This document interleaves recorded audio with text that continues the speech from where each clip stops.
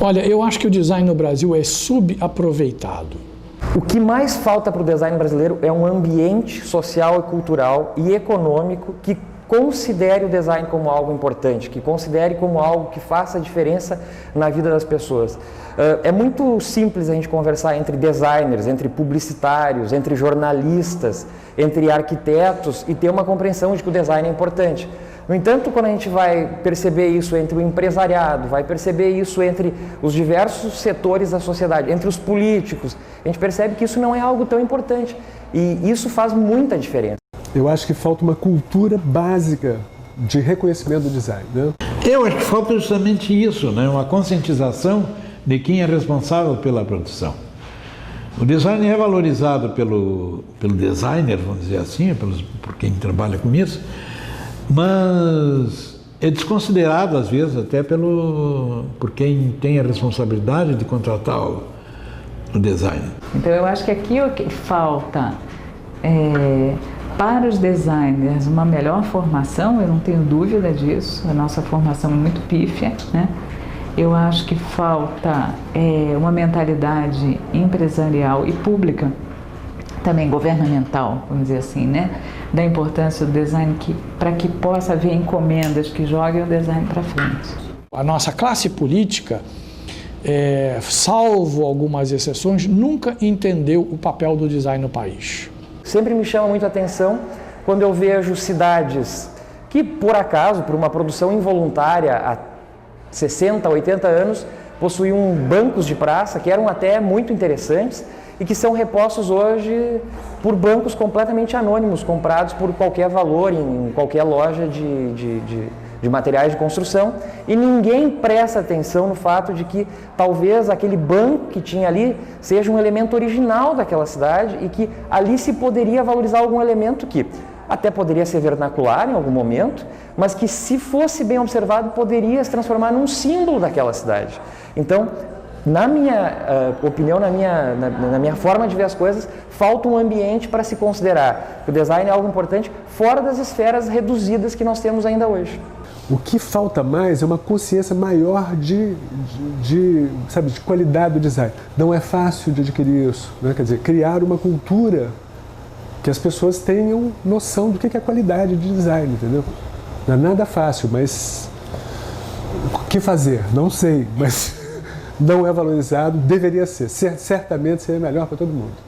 Existe uma coisa chamada escola de Ulm, que ficou conhecida, que muitos dizem, é uma escola ortodoxa, porque teve toda a questão do funcionalismo se impondo, mas não é bem assim. Se a gente for pegar essas questões que têm a ver com a vida coletiva, a gente vai ver que faz uma diferença muito grande, porque torna a vida nesses lugares muito mais simples para quem é daquele lugar e para quem vem de fora. É o design aplicado a alguma coisa que torna o ambiente agradável e funcional. Então, além de ter essa questão de eu entender como a cidade funciona, de eu conseguir chegar nos lugares, mesmo não entendendo a língua e mesmo não sendo ali, tem outro item que também começa a aparecer, a questão da preocupação com o acabamento daquilo que é coletivo. Então eu vou encontrar uma parada de ônibus que eu vou olhar e vou dizer, puxa vida, que parada de ônibus bem cuidada, olha só como eles cuidaram para essa cor aqui, olha esse acrílico aqui, ele é durável. Pô, aqui em cima tem uma letra que não vai sair tão facilmente, eu consigo ver de longe. E quando vê, a gente está observando esses elementos e começa a ver que nas cidades, normalmente onde nós moramos, estes itens que são feitos para a coletividade são tratados de qualquer maneira, ou são tratados como uma peça secundária, ou pior, são tratados apenas como um instrumento de publicidade. Então, isso é outra diferença brutal, que é quando tu percebe que se poderia aliar a preocupação com o coletivo, design, acabamento e durabilidade como uma grande combinação para tornar os lugares mais interessantes para serem espaços de vida. O Sistema Nacional de Cultura, que já foi regulamentado por lei, ele prevê que cada município, cada estado, possa ter a sua Secretaria de Cultura com o mesmo modelo do Ministério da Cultura. Ou seja, você pode ter designers atuando em todos os municípios, dentro da Secretaria de Cultura, oficialmente, né? Trabalhando para que o município tenha uma melhor sinalização, que produza obras, exposições, o que quer que seja, dentro do âmbito da cultura, a fim de difundir isso para um público maior, né? Que passe as bibliotecas de forma mais adequada e vai por aí afora, né? Dentro do equipamento cultural, fazer os museus, criar eventos, né? Que podem ser culturais ou não, que podem ser pura e simplesmente de entretenimento, mas com uma comunicação adequada ao público, ao grande público, né? E até para fora do Brasil. Nossa, aquele país, ou aquele estado, aquela cidade conseguiu uma revolução através do design. Por que aconteceu isso? Porque havia uma compreensão nos setores políticos, no setor econômico, de que o design ele era algo que gerava recursos para aquela cidade, para aquele país, mas que também tornava a vida muito mais interessante. E a Suécia e a Dinamarca também têm uma característica muito interessante com relação ao design. Eles são pioneiros em muitas coisas, as pessoas nem imaginam que certos produtos que hoje são comuns foram criados na Suécia. E todos eles são produtos com grande compromisso social. Isso eu acho importante na visão do designer, né? A responsabilidade social dele. Então você vê assim, setores como moda, joia, né, que o Brasil está com uma situação muito boa, né, crescente, claro que com uma série de dificuldades, mas eu acho que cada vez mais eu vejo maiores oportunidades para o design brasileiro, mas que implica necessariamente numa formação mais substancial desse futuro profissional, que não dá para enganar muita gente com pouca farinha, não, sabe? Tem que ter mais farinha, né, para tornar a coisa mais sólida, mais consistente, maior fundamentação teórica, né? E uma argumentação e uma garantia de resultados maior. Não é uma brincadeira para amador. O amador vai ser triturado.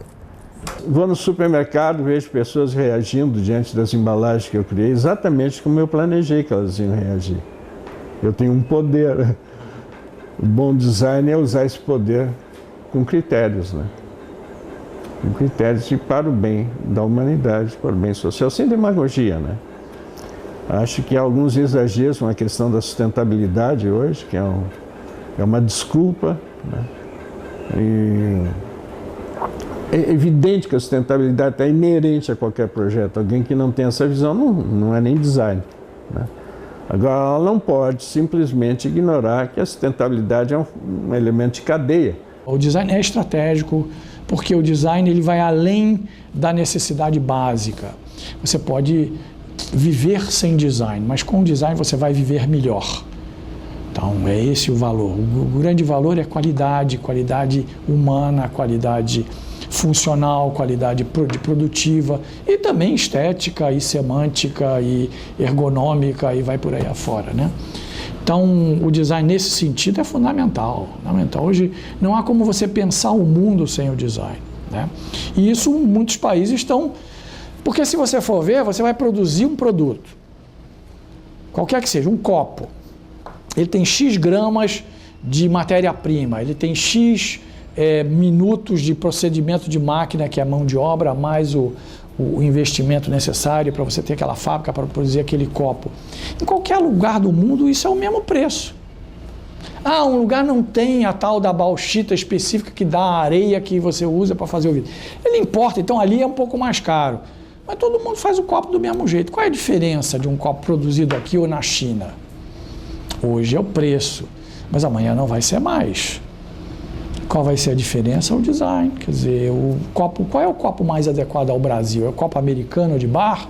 É um copo de design finlandês? Entendeu? É um copo de muito resistente? Não sei, cada situação é uma situação. Se formou uma geração grande nos anos 60, nos anos 70, tanto que nos anos 70 a gente foi objeto de uma edição da revista Print Magazine, né, Design Brasil, que o Felipe Taborda editou, que foi a primeira vez que um país no hemisfério sul teve um número especial na Print. E isso era muito significativo, não havia computador e havia uma visão cultural da sociedade brasileira nessas manifestações. Isso morreu com o início ou foi obliterado no início do uso do computador, porque se adotou uma postura internacionalista, enfim, globalizada, enfim, que nós tínhamos que adotar práticas globais. Enfim. Há um momento em que eu não chamaria de declínio, mas tem um momento de transição e a gente está nele. Eu acho que é um momento que você está deixando de lado o que a gente chamou de cultura material. E aí então entra todos esses novos conceitos que já vinham ao longo desse tempo das culturas imateriais ou mesmo da imaterialidade das coisas. O Philip Stark diz uma coisa, há muito tempo ele disse uma coisa que eu acho importante. Ele diz assim, nós vamos desenhar cada vez menos coisas materiais. Né? Isso o que hoje se chama programação. Né? Então, o aluno, o estudante, até o profissional, tem uma dificuldade muito grande de entender que ele tem, né, que trabalhar a área, que o projeto hoje está nessa área e não está na operar uma máquina. A máquina, a gente sempre disse, é uma ferramenta, mas o que movimenta essa máquina é você dominar um processo. Né? É o que o design faz hoje. Enche o mundo de porcarias. E chama isso de tendência, e chama isso daquilo. Enfim, eu acho isso um regresso, é uma atitude reacionária, é uma atitude completamente anacrônica, desligada do que é a tecnologia moderna. Não é o fato de você usar um material de última geração que torna você conforme aquela tecnologia, torna você atualizado com relação àquela tecnologia. Pelo contrário, você está a reboque. O que torna você atualizado é você conhecer aquela tecnologia para, eventualmente, utilizando, você deixar o mundo melhor, com menos coisas. Eu acho que a gente está num momento de maior integração entre os designers.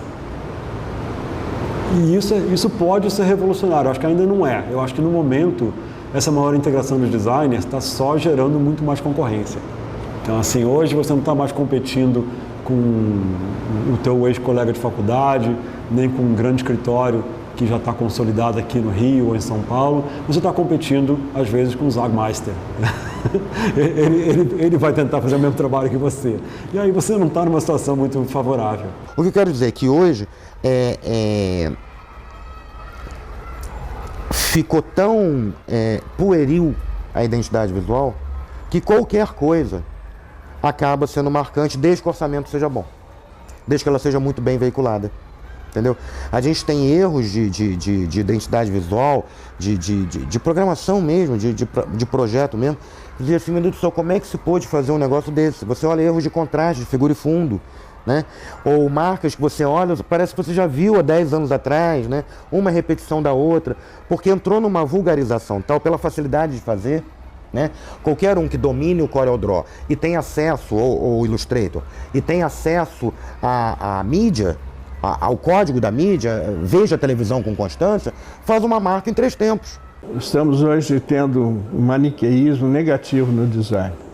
Ou alguém é favorável ao texto, ou é favorável a uma hipermídia que esquece o texto, né, e comunica através de outros elementos, né, que sintetizam a mensagem, aí você vira ABC, né, abraços é ABC e coisas assim, né.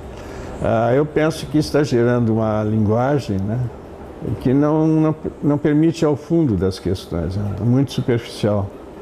E alguns acham que acabou o livro, né, por exemplo, né, como nós o conhecemos, nós vamos para o e-book, etc. É tão óbvio o mau uso da tecnologia, porque ela transcende, né, ela sobe acima do caráter expressivo. Agora, por outro lado, você vê trabalhos que você realmente sabe que é feito na máquina, mas não tem essa percepção. Então, para mim, essa é a diferença, né? Quando menos eu consigo ver a ferramenta, mais característico, mais qualidade eu tenho, né? Mais gente tem por trás disso, né? Quando eu sou dominado pela Adobe, que é, né, a grande parte da produção pelo core, pelo fabricante, quando eu sou dominado pelo pensamento do fabricante, que não é a intenção do fabricante, é que a gente é muito preguiçoso, na verdade, né? Então, eu acabo sendo um adobista e não acabo fazendo o design gráfico da Adobe, né? Ou da interface, ou da máquina que eu tenho, ou da ferramenta que eu tenho, e acabo não me expressando como profissional, como designer, ou mesmo como artista, entendeu? Para mim, essa é a diferença. Quando você trabalhava com prancheta, primeiro era trabalhoso mesmo, né? Quer dizer, você juntava duas retas com nanquim, aí tinha que fazer um arco, tinha que conciliar a reta com o arco no nanquim, aí você usava o bolômetro, aí saía fora do lugar, você tinha que ir com a gilete apagar, então era uma coisa trabalhosa, né? Então você não fazia a marca torta direito porque demorava para fazer. E segundo, pelo próprio processo, eu não tenho a menor saudade da prancheta não, mas essa é uma coisa que a gente perdeu, porque pelo próprio processo, como ele era mais vagaroso, como ele era mais cuidadoso, mais difícil, você pensava sobre o seu projeto muito mais. Ah não, essa é a marca ideal. E na hora que você estava desenhando aquilo, fazendo a arte final, né? Não, mas peraí, eu botei as duas metades do círculo assim, mas se eu baixar um pouquinho vai ficar melhor. Porque você fazia aquilo na mão, aquilo demorava para fazer. Eu tive que reciclar completamente, imagina um escritório com 20 pranchetas de desenho, substituir por 10 computadores Mac, né? Ou seja, é uma mudança radical e eu ainda estou me acostumando com ela, né? Nesse momento agora, né, que está muito no início dessa sociedade integrada, de informação integrada e troca plena, contínua de informação, acho que boas coisas ainda podem acontecer.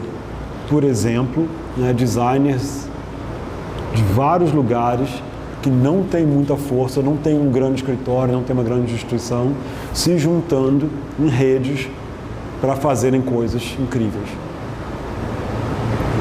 Isso é algo que era impossível 15 anos atrás. Né? A possibilidade de um trabalho cooperativo em rede. No momento que eu estou fazendo é tentando ver um novo tipo de escritório de design. Estou testando empiricamente, né? Não acredito no escritório como ele é, ou pelo menos como foi até aqui. Hoje nós estamos tendo uma experiência muito maluca, mas que está dando certo por enquanto, que é de manter a liberdade da equipe, né? Ou seja, a minha equipe é um conjunto de equipes. E nós trabalhamos basicamente, né, à distância um do outro. Então a gente tem uma sala para reunir com clientes, para nos reunirmos entre nós de vez em quando. Mas eu não vou todos os dias pegar o meu carro e sair para um determinado lugar fixo lá para me sentar, perder uma hora no trânsito, outra hora para voltar, né? E deixar um lugar lá que é um lugar que as pessoas estão lá para cumprir horário. Não. Eu penso. E eu conversei com pessoas muito bacanas do mundo inteiro, até com Alvin Toffler, como eu disse, que dizia que a casa do homem é o seu castelo hoje. E hoje eu trabalho em casa, né? E trabalho no mundo. Hoje até tem uma reunião via Skype com um cliente da Espanha, né? Sempre trabalhei muito com o Core. Só muito mais tarde eu fui entrar nos programas de modelagem tridimensional. E como eu trabalhava com o Core, eu trabalhei com o Core desde o Core 3. Ele está no X5 agora. E trabalhei então sempre com editor de imagem do Corel, que é o Photopaint, que perde longe pro Photoshop, né? Só que eu sei trabalhar com Photopaint, não sei trabalhar com Photoshop. Então, com o Photopaint eu faço chover. E com o Photoshop aí chove em mim, ao contrário. Então a gente tem que conhecer o equipamento que tem, as disponibilidades que tem, até as qualidades próprias, né? Agora eu falei que a gente fazia os esboços. É uma coisa que eu tenho sempre tentado reforçar muito quando eu faço palestra, a importância do esboço, apesar do computador. Eu vejo assim sempre uma escada no design. E essa escada tem tantos degraus quanto mais complexo for o objeto. Mas os 2 primeiros degraus são esboço à mão livre, papel e lápis. 3º degrau, 4º degrau, mesmo no 5º, às vezes tu vai precisar um pouquinho de esboço para resolver uma coisa que não está muito clara. Seguramente um novo campo fascinante se abre no design digital, não? Software, design de mídias digitais.